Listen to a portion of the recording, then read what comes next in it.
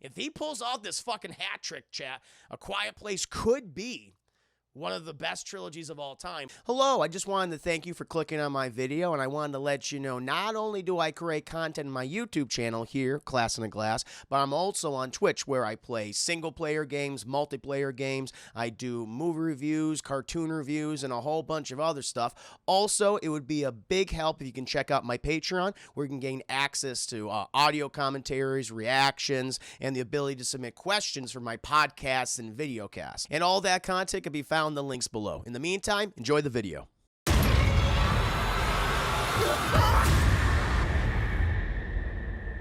now, my friends, I want to talk a little bit about a horror movie I really like, A Quiet Place Part 2. So as I said before, chat, like my wheelhouse of horror has always been creature features, sci-fi horror, body horror. I've always really enjoyed those movies. Some of my favorite films you guys know include Alien, The Thing, and David Cronenberg's The Fly. A Quiet Place, and various other, films that exist in those subgenres. Even stuff, maybe something like Hellraiser, like cosmic horror, of course. Always really enjoyed those movies. And I was a really big fan of the original Quiet Place. I loved it for its world building, just the characters. Of course, you had John Krasinski, you had Emily Blunt as the couple living in this apocalyptic world. The two actors who played their children, let me go ahead and give them some respect because they are great. Millicent Simmons as Reagan and Noah Jupe as Marcus Abbott. Great. Of course, in the original movie, they gave him more to do in the sequel. Just love what John Krasinski was able to do. On a technical level, I think the film is just brilliant. What he does with the sound editing and the sound mixing, and just with the lack of sound. Really love the environmental storytelling in that world is great. Like all the backgrounds, you can read so much into things and like what society has kind of become, even from like small little news paper clippings and like headlines you see. It's like, oh, this really leads you to speculate what happened in this world. Like I loved all of that, chat. The scares are very effective. There are some jump scares, but most of the jump scares I say are effective. Some of them are like, okay, you didn't really need that one. There's some that are like unnecessary. But all the jump scares, like with the creatures, they make sense because they react to sound. They also work in the first movie. And thank you, Alco Bro, extend your subscription all the way through July. Appreciate that. Cheers and salute to you. Thank you so much. So on that level, really appreciate the movie. That first movie, chat. I mean, we can get in the spoilers in the original film. Tugs on the heartstrings. Like that movie moves. It's so well paced. It's actually, not counting the credits. It's like an hour and 27 minutes of footage, and then you have like an extra couple minutes for like the full 90 minutes for the credit sequence. But you really fall in love with those characters, and you feel for them. And every time something bad happens, you're like, oh my fucking god, like I can't stand this. And and then of course John Krasinski's big sacrifice. I got watery-eyed watching this film in the movie, chat, like what he does in that film. It's like, damn, it was really effective. That wail. You can look at my review for A Quiet Place 1, where just that, like protecting his family. And, love the movie. Like my only big criticism of that film is like the ending where it has that, let's see them take on us now. It's like, all right, a little cheesy. But what I thought was smart is that they continue into the sequel right where that ending left off. It's immediately afterwards, and we see everything that happens after. And there's some things you have to ignore, like the kids are obviously older, especially Marcus, Noah Jupe's character. Like, he is noticeably older, but you gotta go with the movie. Like, I forgive it for that. I think that's totally fine. I don't mind that at all. But what the film does so well, and I talked about this on my very brief review on Double Toast, is that it expands on what the original did, where everyone's comparison to the Aliens franchise is very apt. We're A Quiet Place. It's a smaller movie. It's more contained in this environment. You don't always see the creatures. They're mostly hidden for a good portion of the film until they're inevitably not when you are starting to show them more and more in various scenarios. But where this movie is, like that movie is very much Alien. This one is Aliens, where it's more of a thriller. It's a little more action-paced. You see the creatures all the time now in their full glory. The CGI is a lot better. These big derpy stick bugs. And I love that. Like, it has an Aliens kind of appeal to it, where it's more action focused. I love the whole cold opening where it starts in the beginning, like day one. Because you see all these days, like the original movie takes place day 89. They're day 89 into this fucking event, this apocalyptic event. And this one, and it goes like however many hundreds of days in the future and stuff. And this one, it starts on day one. And I love seeing like the society, what the Abbott family was like, John Krasinski, Emily Blunt's family was in this small town community, establishing certain other characters like Cillian Murphy's character. I thought that was really cool, and just like the initial invasion. Like I even like how it starts when they see that where we realize where the creatures came from, and it's like, oh shit, everyone's like, okay, we gotta leave. And then how slowly like John Krasinski's character realizes like how like he catches on faster than anybody about how these things fucking operate, and it makes sense why his family is so effective at surviving in this world. And John Krasinski's not in the movie for a lot of it. He's like maybe in 15 minutes of that. But I love that was cool. And then the movie starts when we see this new story. And for those, like I can understand because there's been some criticism against the film where it's like I want to see more of Emily Blunt, but I didn't mind that because that first movie was about the parents taking care of the kids. But now that one of the parents is gone and one of the parents just fucking front pooped out a baby, it's clearly like, I can't, do everything right now. I mean, oh my God, my uterus. Like the kids step up now. Now it's like, okay, now we are inheriting this world and we want to do the best for it and for our family. And the things that they do with the Reagan character and the Marcus character, I think are great. They both have their stories and their journeys, and the horror sequences that they're in are all effective. I mean, what they fucking put Marcus through is rough, especially in the beginning of the film. All I'm saying is just like, if you like body horror, they have this in fucking spades, Chad, and I certainly do. Love that. But also the introduction of Cillian Murphy's character, who is, for those who are like, oh, he's just going to be John Krasinski's Lee Abbott. He's not. He's very different. He's very flawed. And he comes into his own. He has been through some incredible trauma, chat, and is obviously not all there, and I like that. They're kind of playing like, okay, when's this guy going to lose it? And they always tease that throughout the whole movie, and I really, really like that. But his chemistry especially, I mean, if everyone across the board, I mean, Cillian Murphy's such a talented actor, chat. When you saw him years ago, I think for a lot of us, our first exposure to Cillian Murphy was a scarecrow in Batman Begins. So it's cool to see him play at least what we're seeing so far is a heroic character was great. And his chemistry with Millicent Simmons, who was an actual deaf actress, is great. And she to me is the star of the film. Like, Nojupe gets a lot of good stuff to do, but her scenes, like when she just commands it with her acting ability, even when she's by herself, and you really get the sense like maybe John Krasinski, he was inspired by a lot of post-apocalyptic fiction, or he played The Last of Us Part 1 and Part 2, because there's a lot of that here right now, just how everything looks. And I mean, I think that's great. I don't mind that at all. Some people are like, oh, he just copied the games. Like, nah, it looks great. It makes sense with this fuck world. It sets up something interesting for the monsters as well, the stick bug creatures. But it was great. I would say most of the action sequences, I'd say majority of them all work well. There's only one that doesn't, and it's tied to a character which we've seen before, or excuse me, which you know about, you see on the trailers. Jimon, not Digimon, Jimon Hunsu. Like, he's good in the movie. Like, for the small part that he's in, especially his introduction and his like conversation with Cillian Murphy. But there's stuff they didn't do with him where it's just like dumb. Who? It's just dumb, and that's when it indulges in the horror tropes. For the most part, this film does not indulge in a lot of those horror tropes because I'd say all the characters are very intelligent. They're very smart. They all make the right decisions. It's like, oh shit. As an audience member, I'm seeing really competent people do very competent things, and that's so refreshing. Well, Jimon Hunsu, what they do with him, it's like that's a shame. They do tropish shit with him, and it was not necessary. But despite that, has a much stronger ending than the original. Chad, I mean, there's one scene where you'd be like, oh, this is so fucking badass. It feels so earned, and it displays such character growth. I love it. I mean, it sets up. It's very much okay. That's the ending, and boom, we're setting up another film, a third one. So we're gonna get a trilogy. So in which a horror trilogy, like a horror trilogy, a good one is a rare thing. I mean, we've gotten a lot of horror trilogies or franchises, but not every entry's been great. A lot of entries have been awful. So if he pulls off this fucking hat trick, chat, A Quiet Place could be one of the best trilogies of all time. But yeah, to just kind of wrap it up, love the movie. Performance is great. World building's great. Aesthetic, on the technical side, extremely good. Really enjoyed the film. No, one more thing with the gifted sub, and let me go and thank that new follower I just had. Can it post a link video? Can I post a link video? Can I? Thank you so much. Appreciate that. Is that good? It's really good. It's really good. I'm just curious what you guys kind of thought of it. Again, no spoilers, of course. I want to go into this, but I really like doing it. Again, no anyone. Thank you so much for the gifted sub. So you guys are saying right now.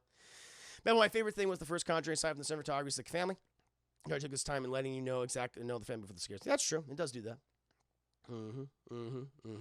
First time I saw Cillian Murphy was him waking up naked. Oh, it's right. You're right. I'm sorry. I was wrong. It was 28 days later. That was the first time I saw him. You're right.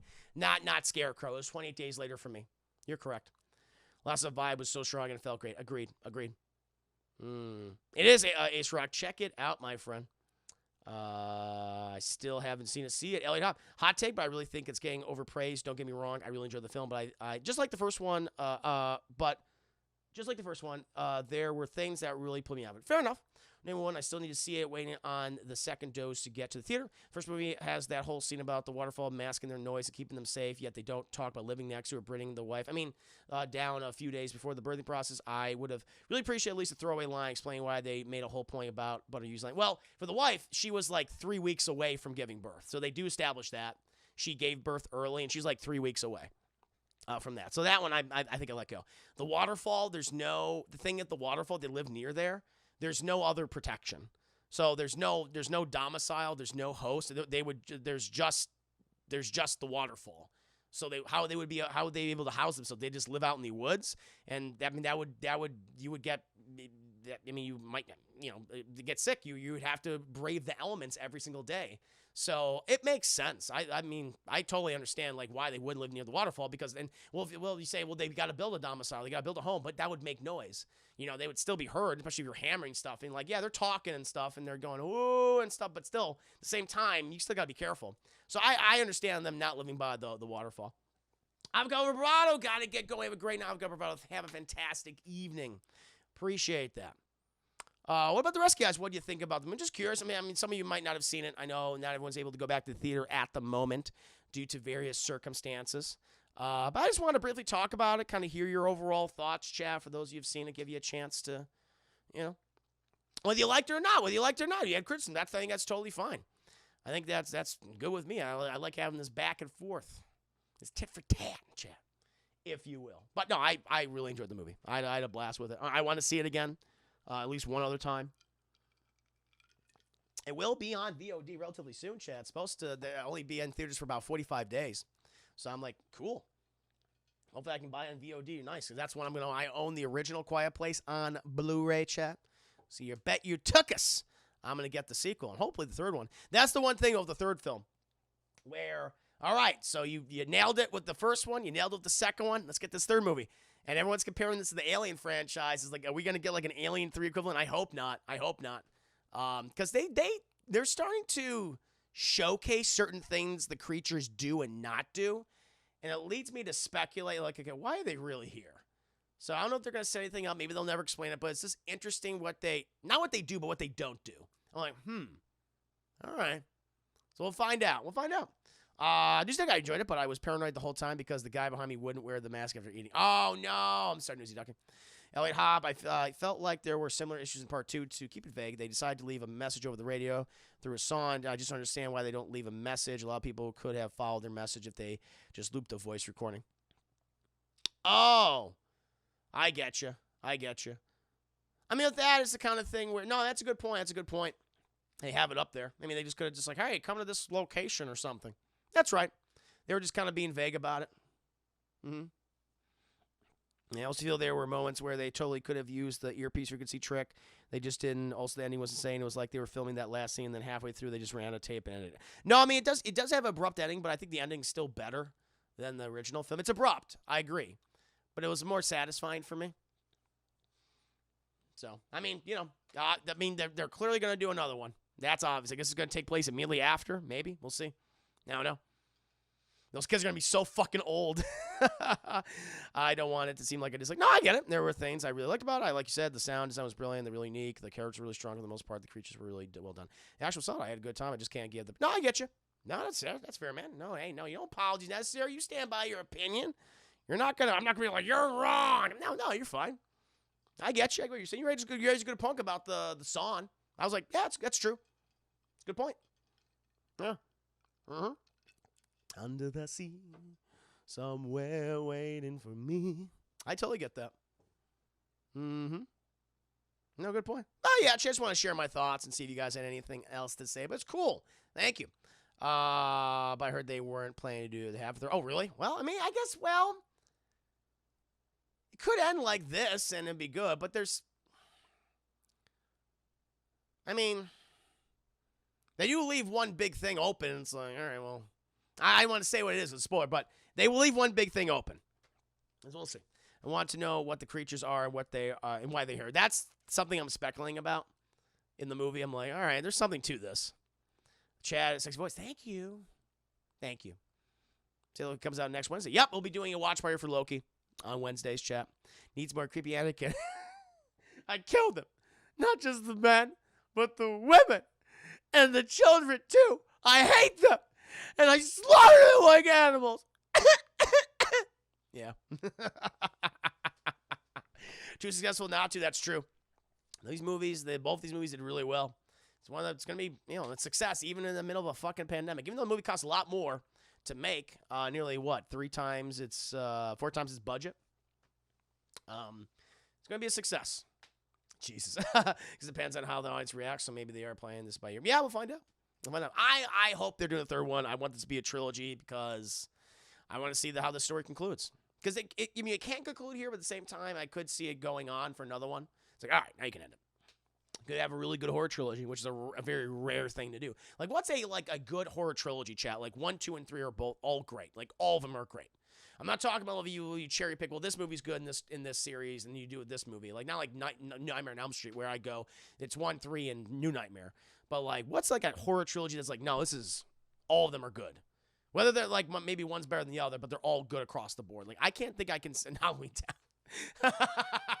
Well, other than Halloween Town. I'm trying to. Debbie Reynolds, the great Debbie Reynolds, the late great Debbie Reynolds.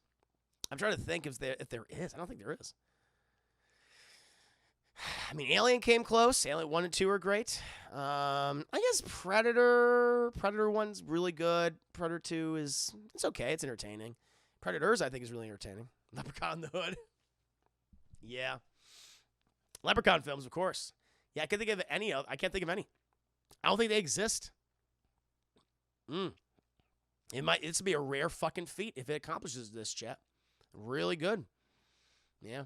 Some people, I guess, if they would say The Conjuring. I guess you could say Conjuring 1 and 2 are really beloved. They're really well liked. And maybe if they hit it with Conjuring 3, it's a possibility. Yeah. Yeah. It's because he doesn't do it. I could totally see them getting someone else. I feel like he would do it. I hope he does it. Yeah. Chad, I love Conjuring 1. Could give her Conjuring 2. Oh, didn't give her Conjuring 2? Fair enough. I don't know. Actually, I don't know how Conjuring 2 is perceived. I'm partial to Captain America trilogy, but don't like. No, there are like great trilogies out there. I'm just thinking of like horror trilogies though. Like I can't think of a horror trilogy where 1, 2, and 3 are good back to back to back. Whether one's better than the other, then sure, but like all of them are good. I can't really think of anything. Hellraiser was another close one. Hellraiser was a close one where 1 and 2 were great, and then they fucking fucked it up at the third one.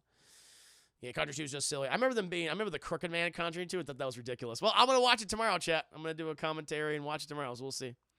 Original Frankenstein trilogy, 1 and 2 are really good. I think I've seen a little bit of, Son of Frankenstein, right? I think that was all right. That's not bad. I put that in there, chat.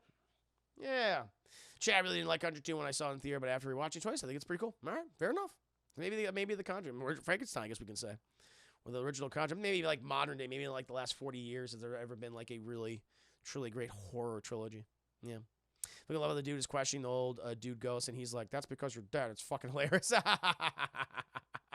funny. That's a good time.